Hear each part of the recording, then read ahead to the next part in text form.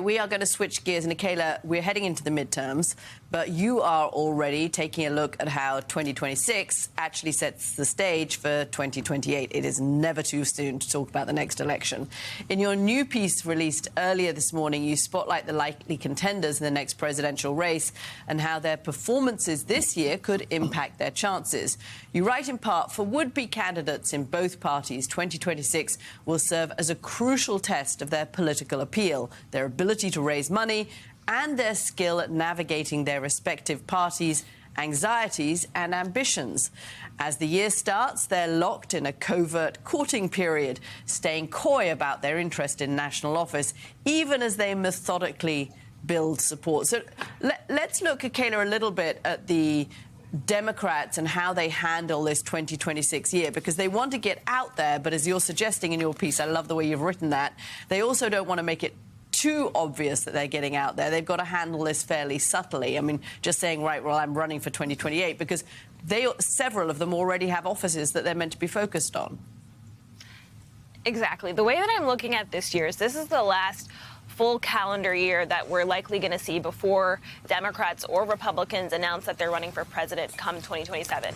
And for some Democrats, this year is really make or break. Look at Pennsylvania Governor Josh Shapiro or J.B. Pritzker in Illinois, or you have Maryland Governor Wes Moore. All of those folks are running for re-election this year. They need to win those races if they want to be in the presidential conversation, because losing, frankly, doesn't look good for a bid. But then you also have other folks that are going to be looking to increase their name ID. You already have Gavin Newsom, who is really starting to shoot to the top of polling. AOC was really on the campaign trail with Bernie Sanders this year. So for a lot of folks, they're reintroducing themselves or introducing themselves to a lot of voters for the first time. And for Shapiro and Newsom, that's going to look like a memoir that's coming out next month. And you also have Harris, who's continuing to promote her book about her 2024 campaign. And that is going to see her travel all over the country, including to 4 battleground states and South Carolina, which we know was the first in the nation primary in 2024 for Democrats. All right. It is January 2nd. It is now a midterm election year. The storyline. MS Now White House reporter Akayla Gardner. Akayla, thank you. Her new piece, How 2026 Sets the Stage for 2028, is live right now on MS Now. Richard, so in the piece that we mentioned a few minutes ago, the midterms are one of the things you look at. You note correctly that if past is prologue, this year should be pretty good for the Democrats. The party out of power tends to pick up seats, particularly in the House. I know Democrats right now, they're taking nothing for granted, but they feel pretty good about where things stand as November looms.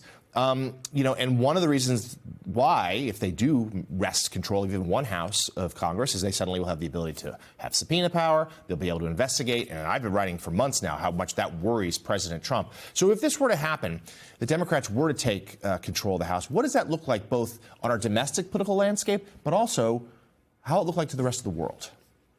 Well, domestically, I think the most important thing is what you said, hearings, subpoena power. Essentially, we'd have an opposition that had a little bit of power. Right now, we don't. We have an opposition that can hold press conferences. So that would be a significant difference. They could make it more difficult for the White House to pass legislation, but that doesn't really matter that much, Jonathan, since we live in the age of executive orders.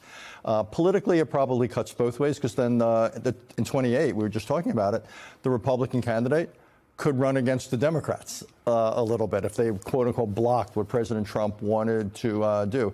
I think to the rest of the world, it would probably be welcomed by most of it, not all of it, by most of it, because it would make us look more democratic, more traditional. They would hope there'd be some checks and balances. Though, again, they'd be kidding themselves, because when it comes to foreign policy, not just this president, but any president has enormous latitude in what he can do. Congress is really a tertiary player when it comes to foreign policy.